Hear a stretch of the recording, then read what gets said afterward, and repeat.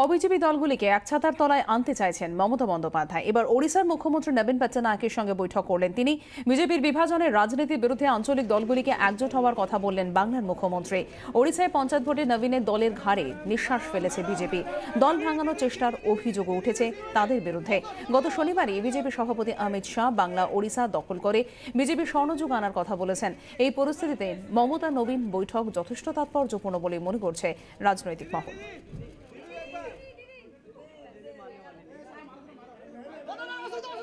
I don't believe they are the threat because regional party is enough to tackle them.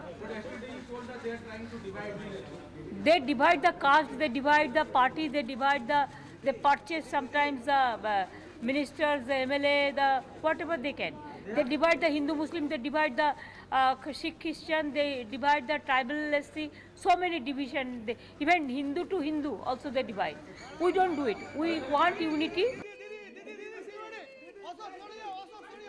নবীন মমতা বৈঠক নিয়ে কটাক্ষ রাজ্য বিজেপির। এসব করে মুখ্যমন্ত্রীর দুর্বলতাই প্রকাশ পাচ্ছে। সব দলই এখন নিজের ঘর বাঁচাতে ব্যস্ত। তৃতীয় ফ্রন্ট নিয়ে কারোর ভাবার সময় নেই। কটাক্ষ রাজ্য বিজেপি সভাপতি দিলীপ ঘোষের। দেখুন, এই ধরনের ড্রামা আমরা ছোটবেলা থেকে দেখে আসছি। পশ্চিমবাংলায় বিশেষ করে রাজনীতিতে সরকারি দল যখন কোণঠাসা হয়ে যায়, বিফল হয়ে যায়, সাধারণ মানুষ থেকে সরে যায়, এই বিফলতা ঢাকার জন্য অখিল ভারতীয় রাজনীতি দিল্লি, পাটনা এই দেখানো হয়, বা থার্ড ফোর্স। আর জ্যোতিবাবু দেখাতেন, বুদ্ধবাবু দেখাতেন, ঠিক সেই পরম্পরা মমতা ব্যানার্জি করছেন। তো এটা তার যে দুর্বলতার লক্ষণ প্রকাশ পাচ্ছে, এগুলো তার অ্যাটিটিউড থেকে বোঝা যাচ্ছে।